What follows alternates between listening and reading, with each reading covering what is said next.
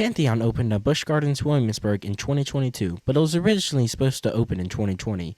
Construction was mostly complete when the park shut down during the pandemic, which meant the ride sat there for almost 2 years before guests could actually experience it. When it was announced, it was marketed as the world's fastest multi-launch coaster, reaching 73 miles per hour. It also featured a 180-foot top hat, 4 launches, and a unique swing launch element, which immediately made it stand out. The ride is themed to Roman mythology, specifically 5 Roman gods. Each launch is supposed to represent a different god, with varying speeds and intensities. Pantheon was also a big step for Busch Gardens Williamsburg. Before this, the park was mostly known for its B&M coasters like Alpengeist and Griffin. Pantheon introduced a more modern high-intensity launch coaster to the lineup, something that felt closer to what larger destination parks are building. But when it finally opened, expectations were extremely high. People were comparing it to other modern launch coasters across the country, so from day one, it had a lot to live up to, and that's where the conversation about Pantheon really starts.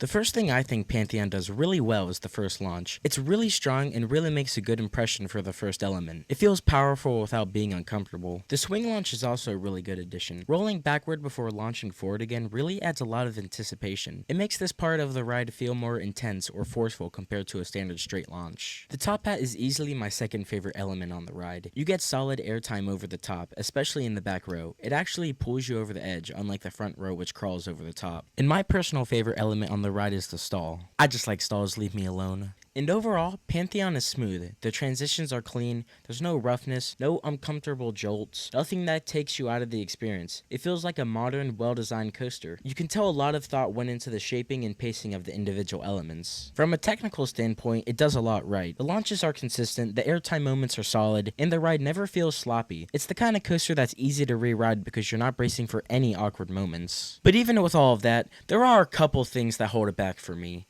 So let's talk about the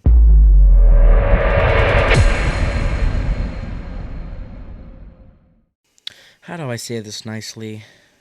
The theming actually sucks. This ride is supposed to be based on Roman mythology, which sounds promising. Each launch is supposed to represent a different god, and the trains and station tie into that concept. But once you leave the station, the theme doesn't go anywhere. There aren't any set pieces, near misses, or visual storytelling elements along the track. The ride feels like a coaster sitting in a themed area, rather than an experience that fully uses the theming to enhance the ride itself. Compared to other rides where theming is integrated throughout, even something like Velocicoaster, Pantheon feels more like a high-quality coaster with a theme slapped on rather than a fully immersive story. That's not to say it's a bad ride. The ride itself is still smooth, fast, and exciting, but if you're looking for a coaster where the theming adds to the experience, this is one area where Pantheon falls really short.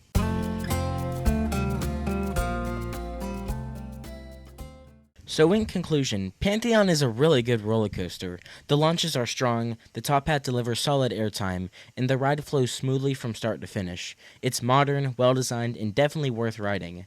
At the same time, it's not perfect. The pacing feels a little front-heavy, and the theming doesn't go nearly as far as it could. You get the concept, you see the trains in the station, but the story doesn't really carry through the ride itself. That's why I think Pantheon works best as a coaster first and a themed experience second. The elements are excellent, but if you're hoping for a ride where theme is fully integrated, it leaves something to be desired. Speaking of that, it actually got me thinking, what could Pantheon's theming look like if it were taken further? How could the Roman gods concept be woven into the ride in a more immersive way? So here's my concept for some potential theming added to Pantheon.